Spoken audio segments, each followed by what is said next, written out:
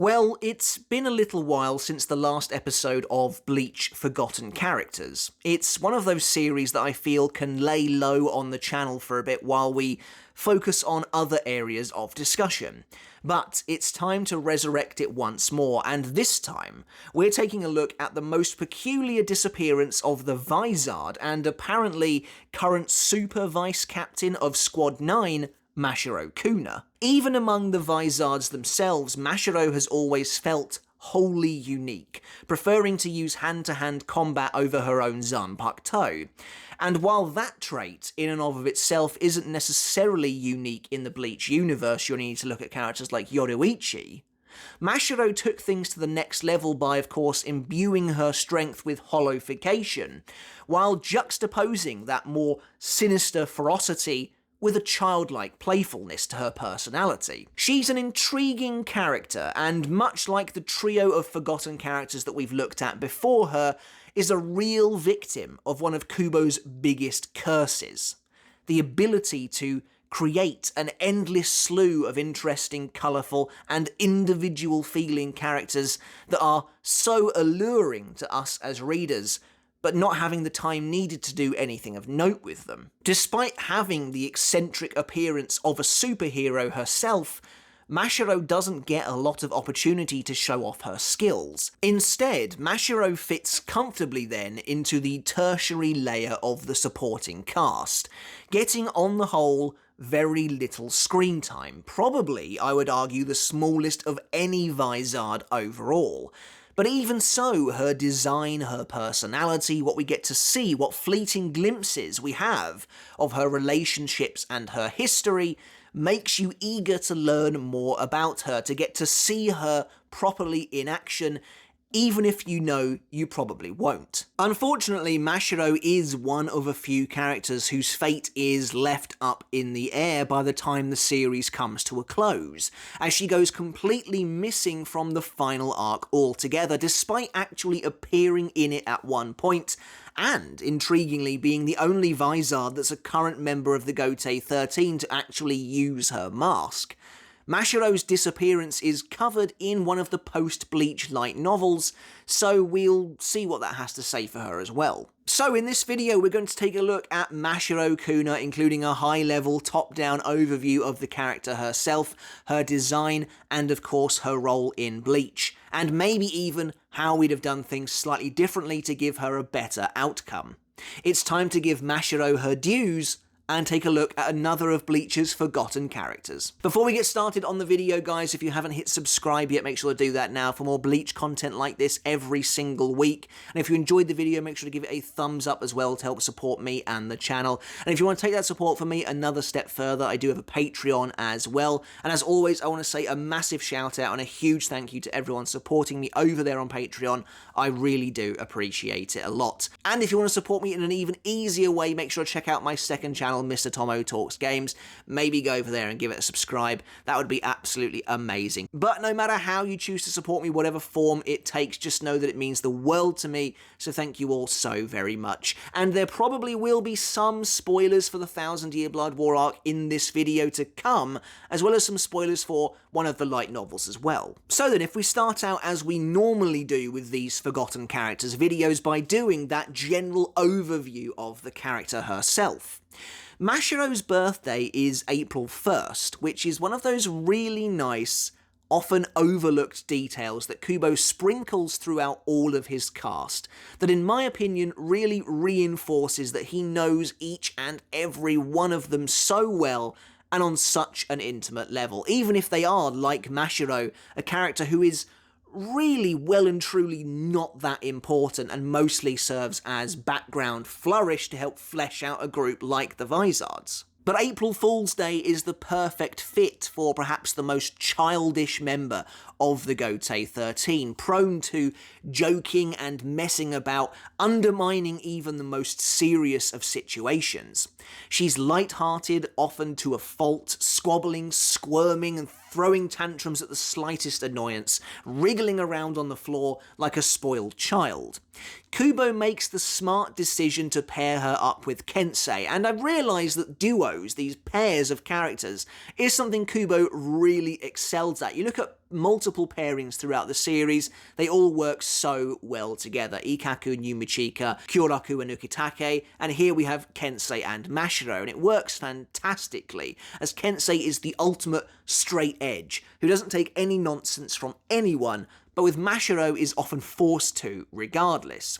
Kensei doesn't consider himself mature enough to hold back when fighting kids, and it's pretty likely to me that that attitude stems from having to deal with Mashiro's constant hissy fits. Like I said earlier, Mashiro has probably the smallest role in the story of any of the Vizards, and with a manga lifespan stretching from chapter 214 to 538, you can see that she exits the story far earlier than the rest of them as well, leaving the story barely 50 chapters into the final arc, where even the Vizard that remained in Karakura get at least some spotlight in the Thousand-Year Blood War. Admittedly, that isn't saying much. Mashiro completely vanishes even before the second invasion.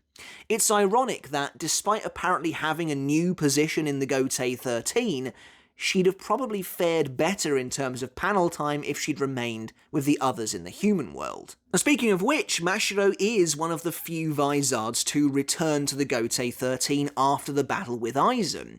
She rejoins Squad 9 under her former captain Kensei, though she seems to now share the position of vice captain with Hisagi, calling herself the super vice captain instead, as though to supersede him and his authority. It's unclear if this is a legitimate position or not. The novel that indicates what she's been up to in the Thousand-Year Blood War arc also seems to imply that this badge she has is handmade by her, so at least to me that would imply that this isn't an official appointment. It seems like she's only being allowed to call herself this in order to sedate her and keep her from throwing her toys out of the pram, most likely so Kensei can actually have some peace. That being said, Mashiro, of course, being the original vice captain from over 100 years ago, and also having harnessed holification, is clearly strong enough for the role. Now, Mashiro rejoining the Gotei 13 feels like an interesting one. Presumably she only did it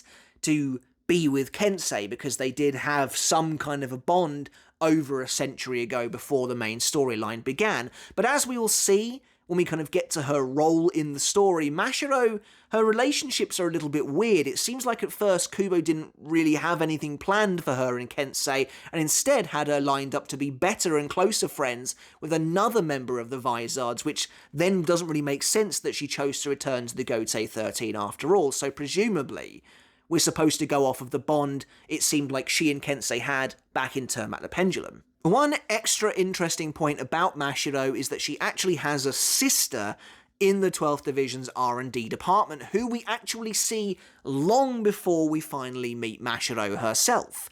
Though the character is only ever referred to as Kuna in the source material, that's enough to know they're related. The character's first name is revealed to be Nico, I think in one of the light novels. As for Mashiro's character design, I've always loved it, although really I feel like I can say that about most Bleach characters regardless of their prominence.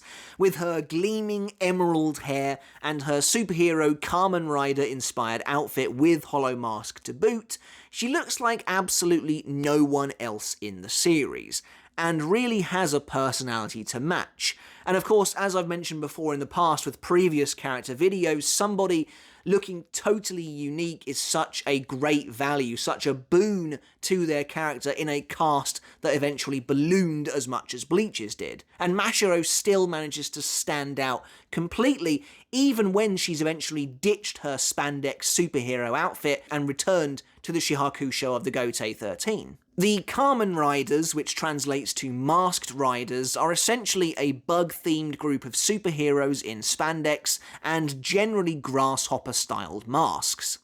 Now, while I don't know a lot about them, it only takes a bit of research to see how clearly they inspired Mashiro in general and how much she seems to take from them knowingly.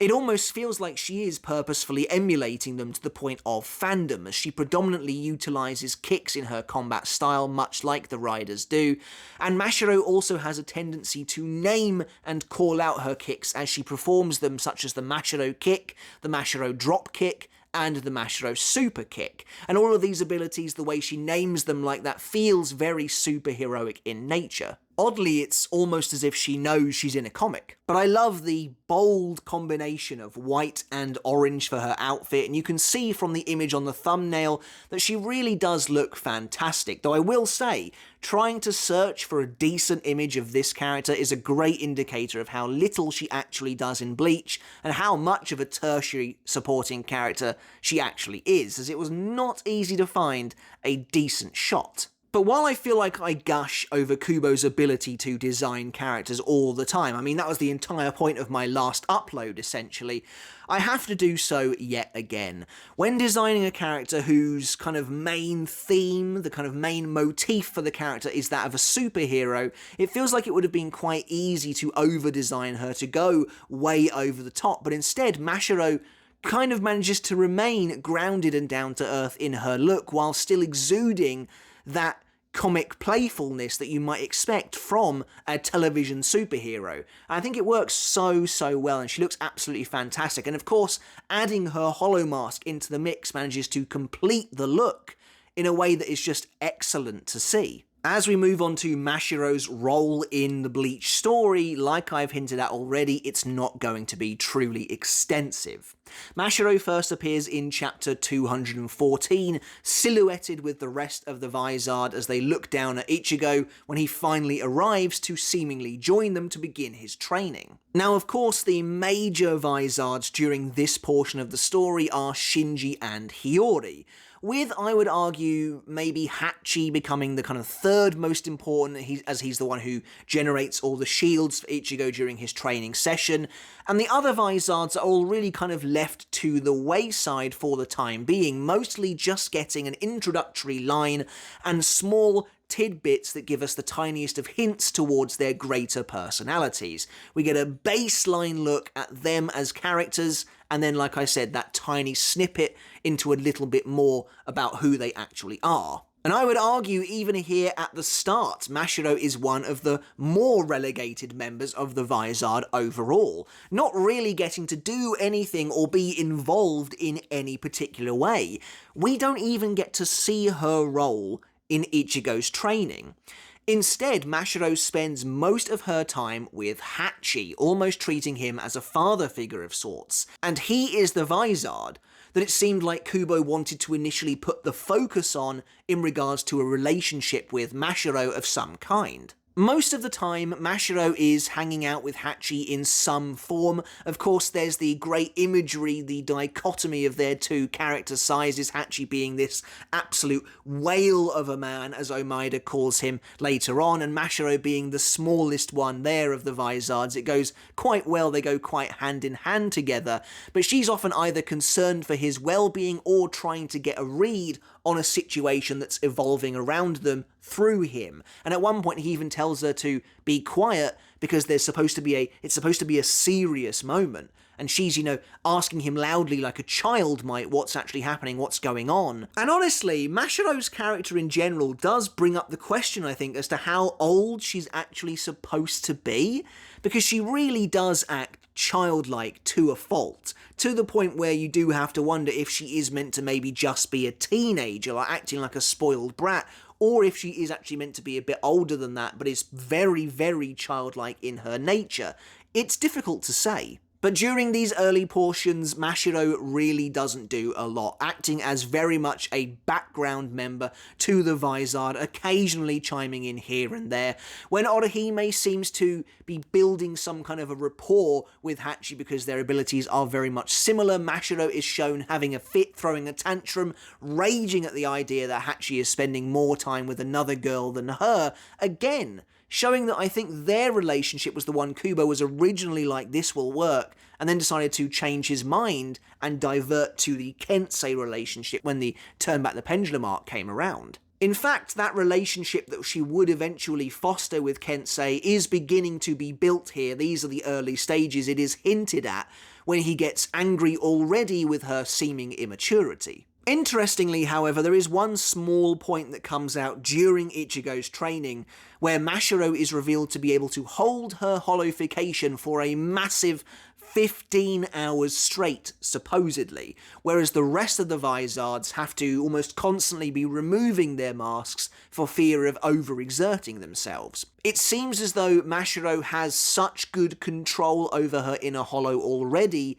that she never needed to go through this same training the rest of them did, where they had to force their inner hollow to submit to them in order to gain command and dominance over that otherwise unwieldy power. Honestly, I'm not entirely sure why Mashiro is so in tune with the nature of her hollowdom. As far as I'm aware, it's never really explained, and if anything, its legitimacy is called into question in the Fate Karakura Town arc, where her mask absolutely doesn't last for 15 minutes. Interestingly, just before his actual training gets underway, when Ichigo attacks Hiyori, Mashiro, along with all the other Vizards, subdues him with her Zanpakuto in, one of the best double-page spreads I think the series has really ever had. Now, where I mentioned earlier that her using Hakuda predominantly isn't that unusual, when we think about characters like Yoruichi in comparison, what is unusual about this is just the prevalence of Mashiro's Zanpakuto in general, and yet still, it doesn't get used at all. Like, at least Yoruichi kind of commits to not using her Zanpakuto and therefore isn't ever really seen with one outside of that one flashback. Whereas with Mashiro, she's actually seen with it an unusual amount, I would say, for someone who doesn't use it. And actually the same kind of goes for Hachi as well.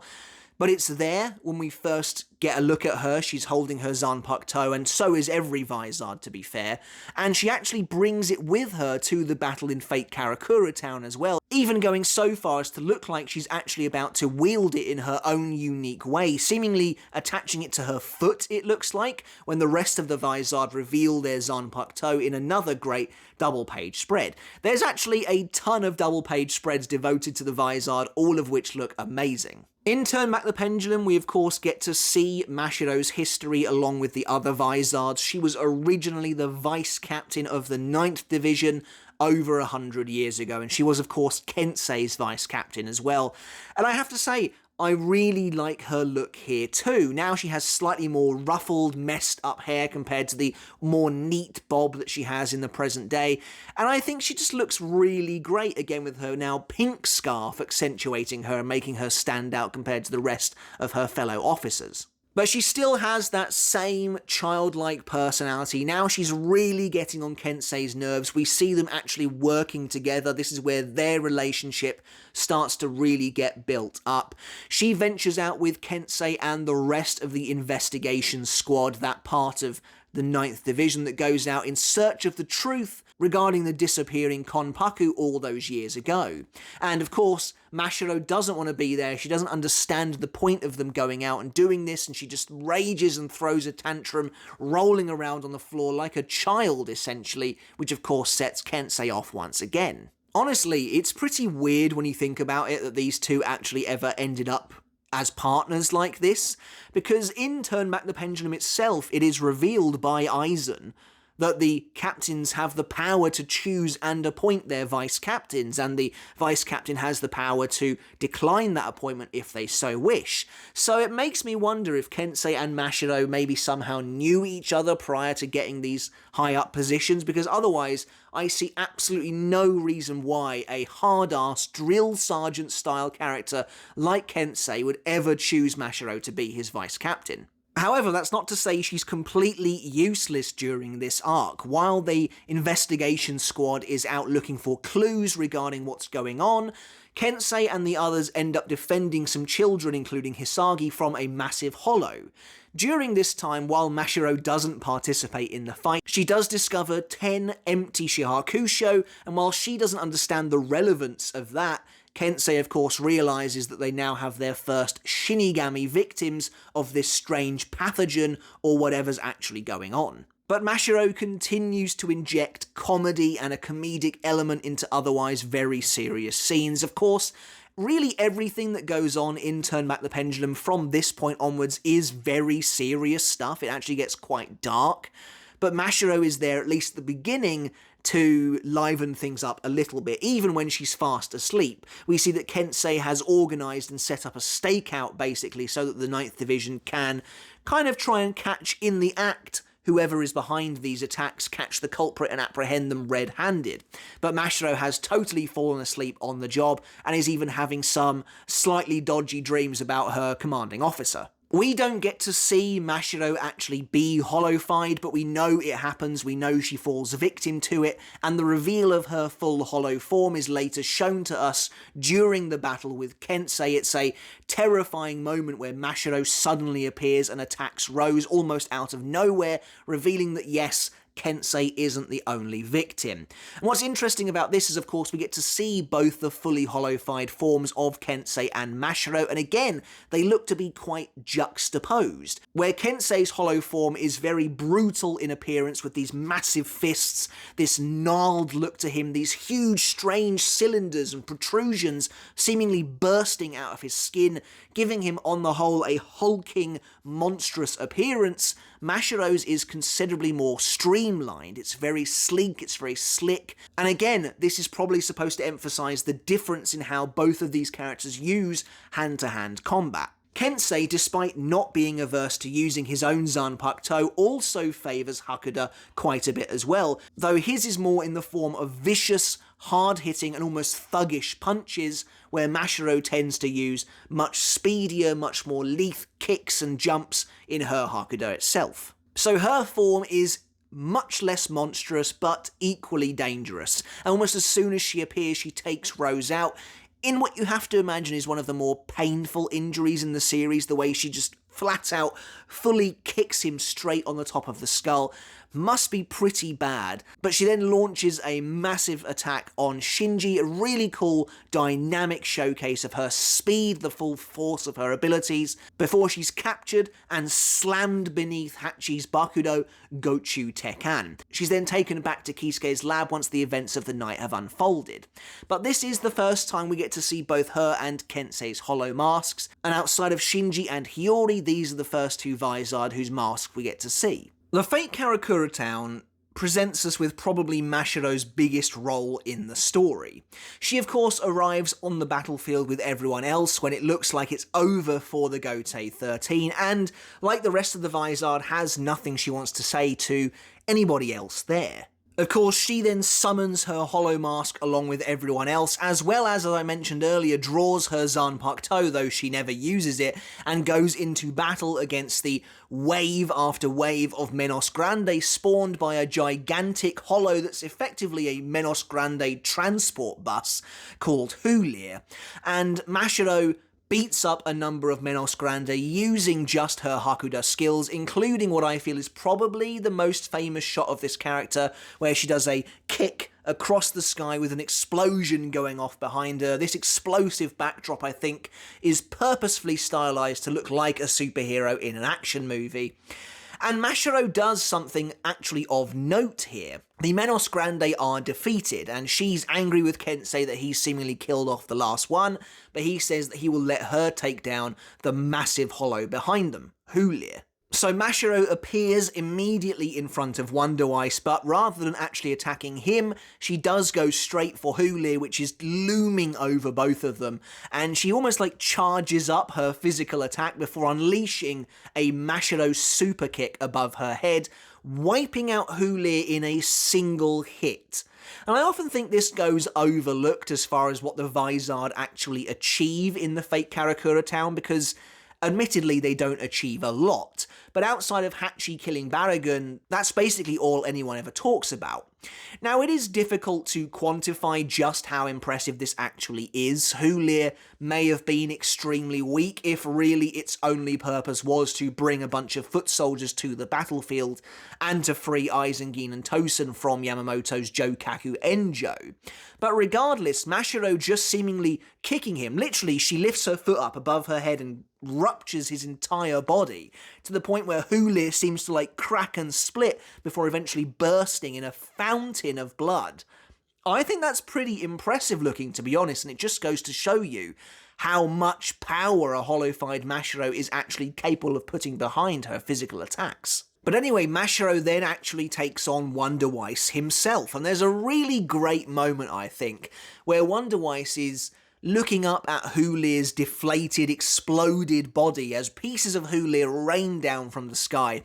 And there's a really nice, I think fairly understated, but kind of dark moment where basically a piece of Hulia lands on Wonder Weiss's face, and the moment it does, Wonder Weiss just suddenly is like enraged, opens his mouth and summons a massive Cero Blast. Anyway, there's some really cool imagery here, some great perspectives. Wonder Weiss kind of looks up, begins to charge this purple Cero, but from the essentially debris of Hulia himself, Mashiro appears above Wonder Weiss and does this humongous drop kick, pummeling Wonder Weiss's face and sending him crashing down into the ground below. In the anime, she names this the Mashiro drop kick, but she actually doesn't say anything here in the source material. But honestly, that's a really dynamic and nice moment, and considering neither Mashiro nor Wonder Weiss really get many fights, if really any, in the series outside of this small interaction, it's cool that something as awesome looking as that moment actually occurred.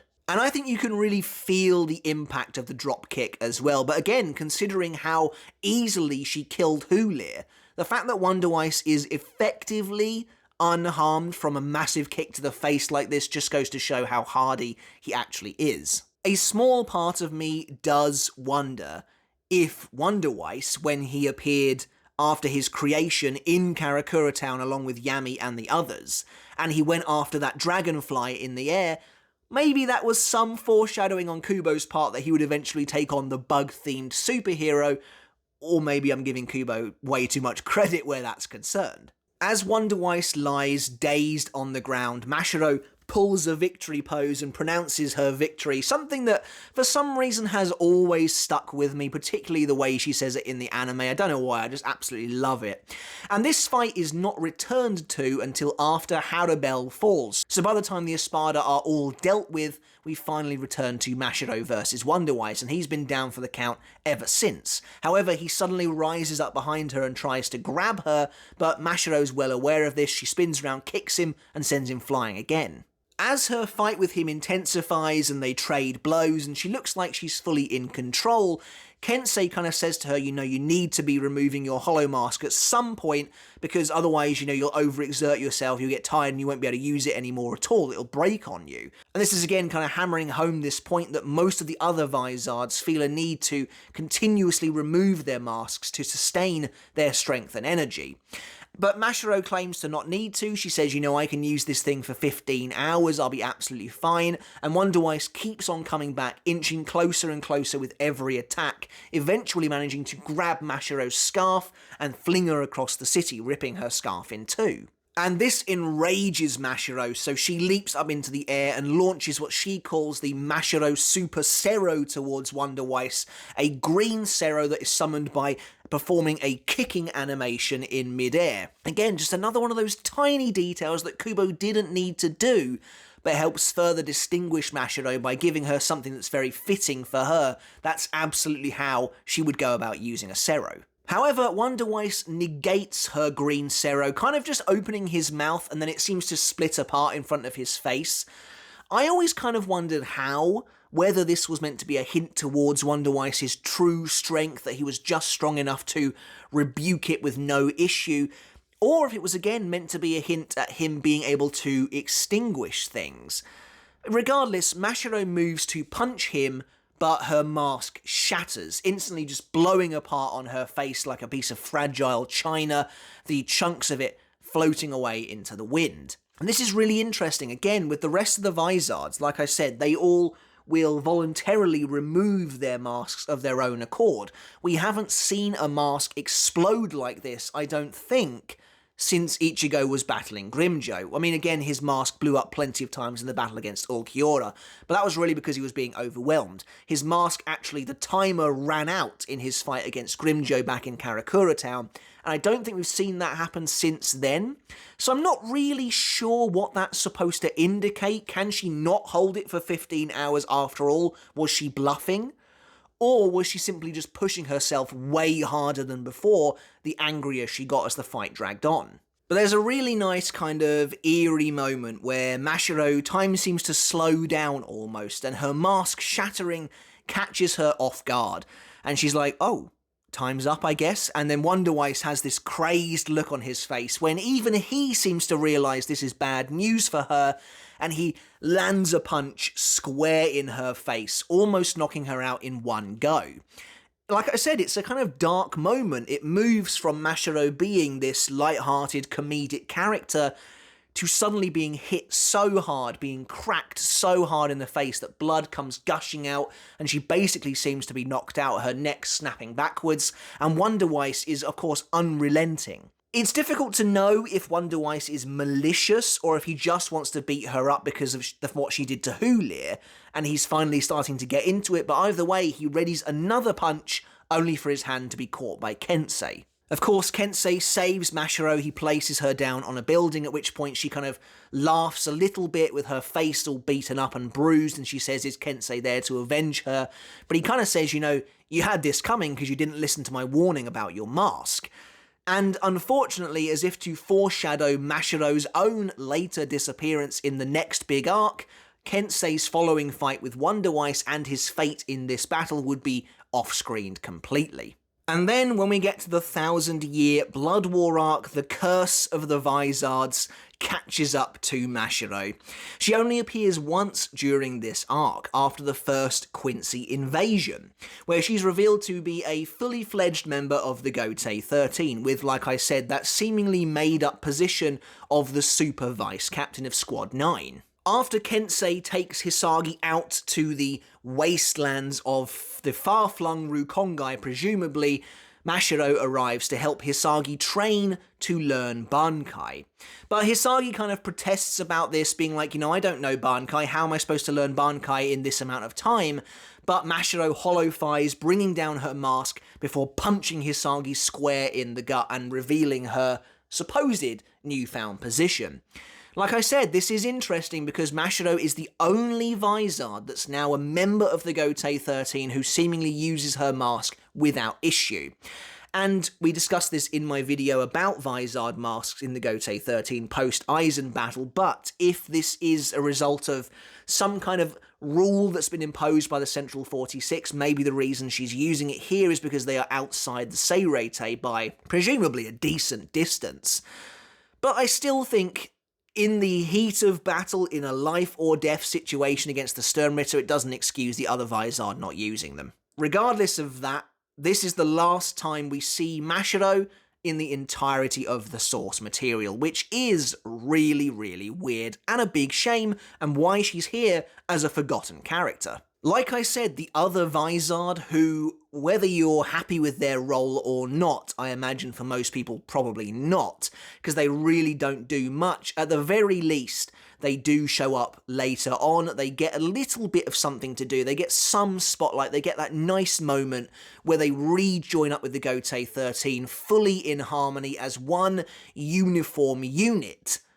To the point where the Vizard even put on Shihakusho to join their kind of brothers and sisters in arms for one final assault on the royal palace. At least they get to do that.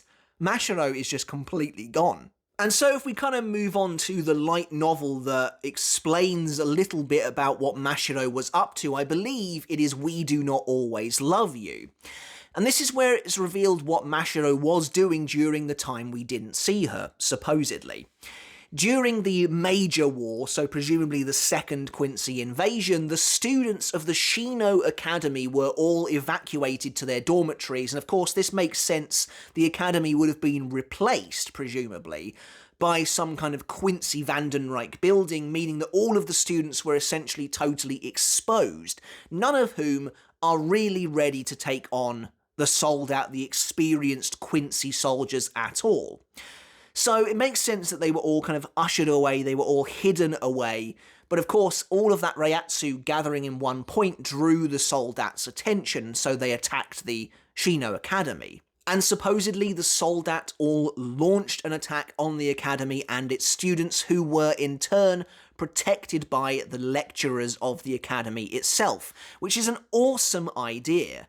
And while the lecturers each had the skill of a seated officer, they were very few in number compared to the waves and waves of Soldat they were dealing with, and were eventually overrun by sheer numbers, leaving the students totally exposed. Kensei apparently instructs Mashiro to go and protect Soul Society's future, which she does, holofying and appearing on the battlefield in front of them with her hollow mask and taking out the invading Soldat. And I actually quite like this. In fact, I really like it. I love the fact that we get to see what's going on with the Academy, because it makes total sense that they would be a massive vulnerability for the Soul Society. I love the idea of the lecturers fighting tooth and nail to protect the students, and I love the idea of a hollow-fied Shinigami being the one to come in and save them. It's a great way to try and break down some of those prejudices, some of those boundaries that probably still existed, giving future Shinigami a much better opinion, a much better perception of these Vizards. But if I'm being completely honest, when it comes to the source material, I think it's pretty clear that Kubo just totally forgot about this character, no matter what they try and come up with in the light novels afterwards. And I think if they want us to take it seriously, that she was doing this, that Mashiro was actually defending the Academy during this battle, then they really should add even just a fleeting shot of it in the anime, presuming it's happening during the second invasion. I think this would accomplish so much. You know, in order to rectify what happened to Mashiro, showing her defending the Academy in the anime would be an amazing start. And yeah, I know she's really not a major character. That's why all you need is a small, simple acknowledgement of where she is, what she's doing, and what kind of an impact she's having defending the Seirete and its people. It would go a very long way. And for that to actually happen during the chaos of the war and not be mentioned offhand later would really elevate Mashiro, I think, and give spotlight to the heroic deeds that she's actually performing. It's also a nice way for her to be independent of the other Vizards and have her own unique role, just like the Vizards that rejoin the Gotei. Certainly, if we were to rewrite Bleach entirely, we could have just left Mashiro in Karakura with the other Vizards who didn't come back. Then at the very least, she would almost certainly have returned for one last defeat against Gerard. And yeah, that is one way of making it so that she's not totally forgotten about. But is that really better than what we actually got? Because the fates of the Vizard from Karakura Town, I mean the Vizard in general, but Love, Lisa, Hachi, Hiyori, have been heavily lambasted and criticised by fans basically ever since.